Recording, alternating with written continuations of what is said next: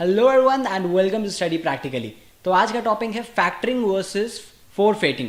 तो अब फोरफेटिंग बोलते हैं या फोरफीटिंग बोलते हैं, प्रोनाउंसिएशन के लिए मुझे माफ़ करिएगा। तो आज के वीडियो में हम लोग इसी के बारे में डिटेल में जानने जा रहे हैं। पहले मीनिंग जानेंगे और बाद में डिफरेंसेस के बारे में बात करेंगे, ताकि आप समझ भी जाओ और साथ में इसके डिफरेंसेस भी अगर आप थ्योरीज में लिखना चाहो तो आप लिख सको डिटेल में। तो चलिए जल्दी से वीडियो को शुरू करते हैं और लाइक और शेयर करना बिल्कुल मत भूलिएगा।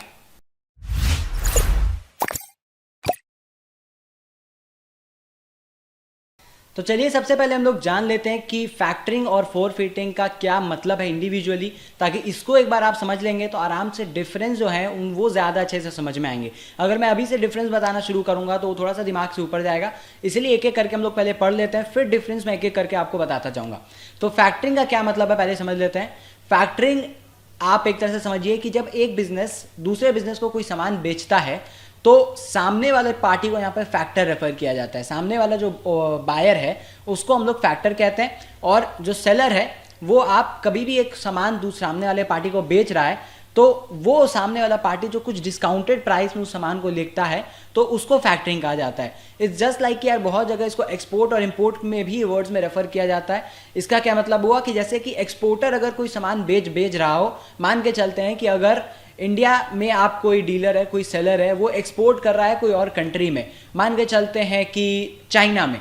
तो अगर इंडिया से कोई एक्सपोर्ट कर रहा है चाइना में, चाइना इंपोर्टर है, इंडिया एक्सपोर्टर है, तो इस केस में जो चाइना में जो लोग बैठे हैं अगर उन्हें जो सामान इंपोर्ट करना है तो वो सामान के लिए वो जो पैसा जो पे करते हैं शुरुआत में, कि वो जो पैसे होते हैं 70 to 80% वो पैसा वो लोग पे करते हैं एक फाइनेंसर के थ्रू, और इसको हम लोग फैक्टरिंग कहते हैं। एक तरह से क्या हो रहा है कि आप एक एज एन एक्सपोर्टर आप सामान भेज रहे हो, एज एन इंपोर्टर सामने वाला सामान मंगा रहा है, तो उसके बदले जो एक पैसा वो पे करता है शुरुआत में वो एक डिस्काउंटेड प्राइस होता है, वो फुल पेमेंट नहीं करता है ज़्यादा चांसेस में। तो क्योंकि बड़ा बिजनेस है, आप छोटे बिजनेस में नहीं है कि नहीं 100 रुपये के 100 रुपये मैं अभी लूँगा, नहीं तो मैं नहीं बेच रहा सामान।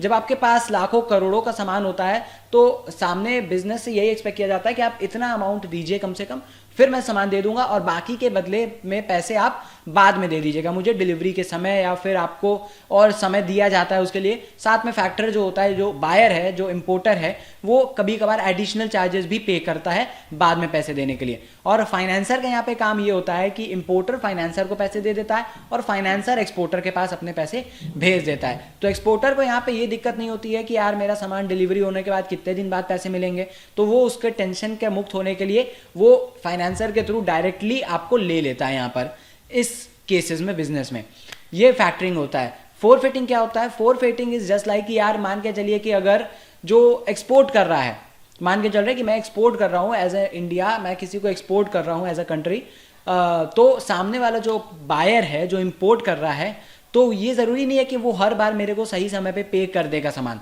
तो इसीलिए मैं कभी कभार ये करता हूँ कोशिश कि मैं जो अपने अकाउंट्स रिसीवेबल्स हैं, जिसको रेफर किया जाता है अकाउंट्स में, आप सुनेंगे अकाउंट्स रिसीवेबल, यानी कि जो पैसे मुझे इंपोर्टर से लेने हैं वो मैं डायरेक्टली किसी और को डायरेक्टली दे देता हूँ, जैसा बिल ऑफ एक्सचेंज में भी होते हैं। तो एज इन केस क्या हो रहा है, मान के चले मुझे सामने वाले से 100 करोड़ लेने हैं, तो मैं किसी और को, कोई थर्ड पार्टी है जो कि मुझे बोल रहा है कि आप ये 100 करोड़ मुझे 85 करोड़ में दे दो, यानी कि आपको लेने हैं 100 करोड़, आप मुझसे ले लो अभी के अभी 85 करोड़, बाकी मेरा हैंडल है कि मैं उनसे 100 करोड़ कैसे निकलवाऊंगा, वो मेरा लेना देना है। ये फोरफिटिंग होता है। एक तरह से क्या हो गया कि आप रिस्क खत्म कर दे रहे हो कि मुझे लेने हैं उसे 100 करोड़, पता नहीं मिलेंगे नहीं मिलेंगे या कितना टाइम इंतजार करना पड़ेगा। ये सामने थर्ड पार्टी बोल रहा है कि मैं मुझसे अभी आप 85 करोड़ ले लो, बाकी मेरे पे छोड़ दो, 85 करोड़ में आप अपना करो, बाकी 15 करोड़ मैं एज इन मेरा बेनिफिट रहेगा, अगर मुझे मिल जाता है पैसा, नहीं मिलता है तो वो मेरा लॉस रहेगा। तो ये थर्ड पार्टी एश्योर करता है जो फोरफिट हो रहा है, यानी कि जो एक्सपोर्टर है, जो बिजनेस जो बेच रहा है सामान, उसको, तो उससे वो सामान ले लेता है as a discount at a discounted price, और बाकी जो बायर है उससे पैसा उसको मिलेगा नहीं मिलेगा वो नहीं लेना देना है उसका। अब ज़्यादातर चांसेस में ये भी होता है कि बैंक्स भी ऐसे केसेस में एश्योर करती हैं कि हाँ, जो इंपोर्टर की है, जो बायर की बैंक्स है, वो एश्योर करती है इतने बड़े पेमेंट्स में कि हाँ आप इनसे परचेज कर सकते हो, मैं इनकी गारंटी लेती हूँ। लेकिन फिर भी गारंटीज में भी बहुत टाइम होता है कि अगर मान के चलो कि कोई नहीं देगा पेमेंट, जैसे कि विजय माल्या, अगर उन्होंने अब किसी से मंगाया होगा सामान, अब किसी ने नहीं दिया पैसे, तो वो बैंक्स भी उस केस में कुछ नहीं कर सकती हैं। जब विजय माल्या वहां से चला गया तो there is no one to look after for that money, अगर किसी को लेना हो उनसे पैसे। तो इसीलिए इस केस में क्या होता है, कोई थर्ड पार्टी को भी ढूंढ लेती हैं बायर्स या एक्सपोर्टर्स, जिसमें कि वो उनको डिस्काउंटेड प्राइस में ऑफर कर देते हैं और बाकी उनका टेंशन खत्म हो जाता है। ये होता है फोरफिटिंग। तो चलिए अब एक एक करके हम लोग डिफरेंसेस जानना शुरू करते हैं। अब हम लोग एक एक करके जानेंगे ताकि आपको अच्छे से समझ में आए सबका डिफरेंसेस। तो मीनिंग का सबसे पहले डिफरेंस है factoring. Factoring is an arrangement that converts your receivables into ready cash and you don't need to wait for the payment of receivables at a future date. बहुत समय ऐसा होता है कि जो इंपोर्टर्स होते हैं या जो बायर्स होते हैं वो कहते हैं कि यार हमसे इतने दिन बाद पैसे ले लेना, जो बिल्स ऑफ एक्सचेंज जैसे बनते हैं कि हमसे 1 महीने बाद ले लेना, 5 महीने बाद ले लेना, 1 साल बाद ले लेना, तो उसके लिए इनको इंतजार नहीं करना पड़ता है। ये फैक्टरिंग होता है। तो फैक्टरिंग का ये मतलब होता है उसमें कि एक ऐसा अरेंजमेंट किया जाता है कि उनसे पैसे जल्दी निकल जाते हैं डिलीवरी होने से पहले ही। डिलीवरी होने से पहले ही आपके 70-80% पैसे हाथ में, अब बाकी जितने भी बाद मिलेंगे इतने तो पैसे मिल जाते हैं एश्योरिटी के साथ। फोरफिटिंग का मीनिंग क्या है? Forfaiting implies a transaction in which the forfaiter purchases claims from the exporter in return for cash payment.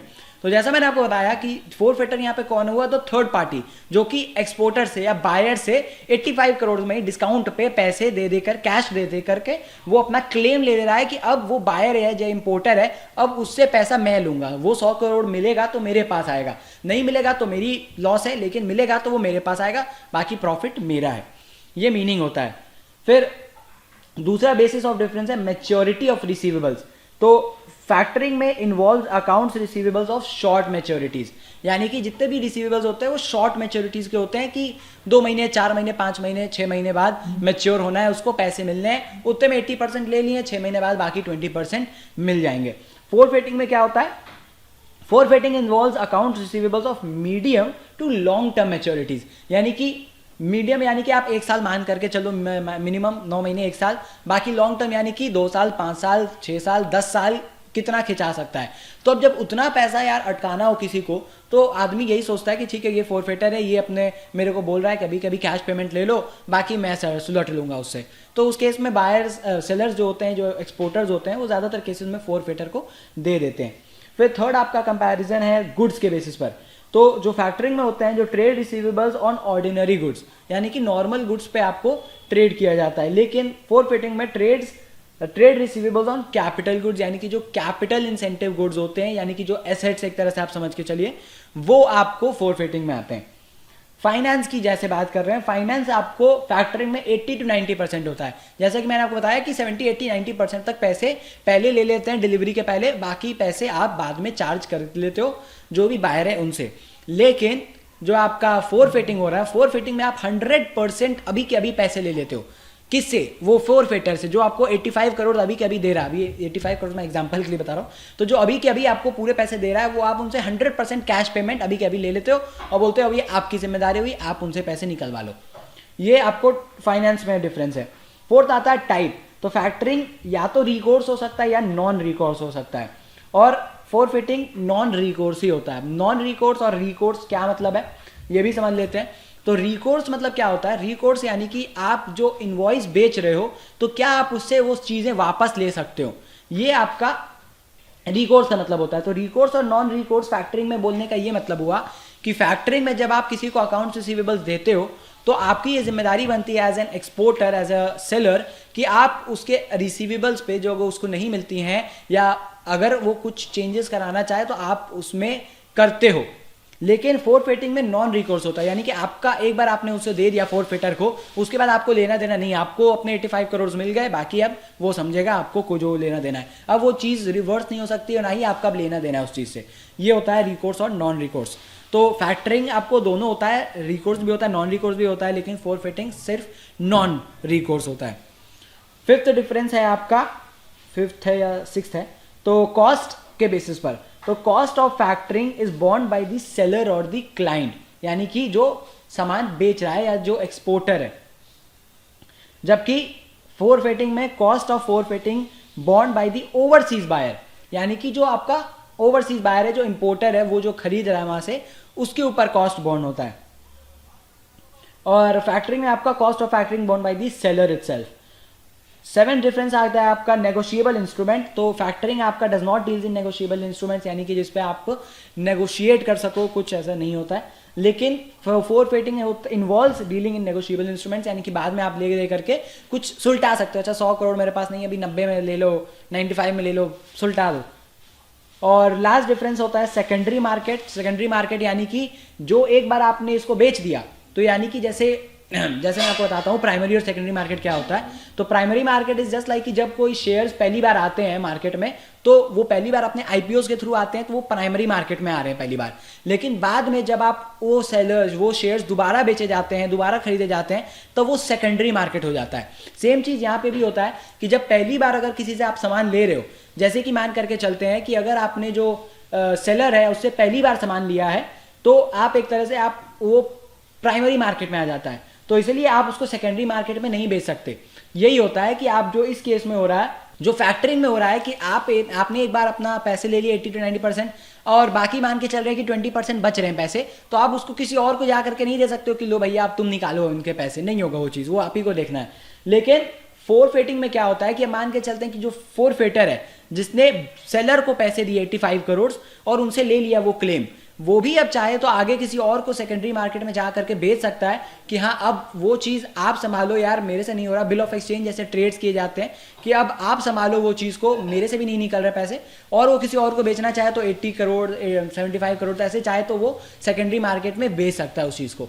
तो यही होता है मेन फैक्टरिंग और फोरफेटिंग के बीच में डिफरेंसेस, जो कि मैंने आज कवर किया। अगर वीडियो अच्छा लगा तो लाइक और शेयर करना बिल्कुल मत भूलिएगा यार। और साथ में अगर आपको कोई और दिक्कत लगती है तो नीचे कमेंट करके या इंस्टाग्राम और लिंक्डइन पे आ करके मुझसे पूछ सकते हैं आप। मिलते हैं और कोई ऐसे इंटरेस्टिंग सी वीडियो में, तब तक के लिए bye bye, take care and जय हिंद, वंदे मातरम।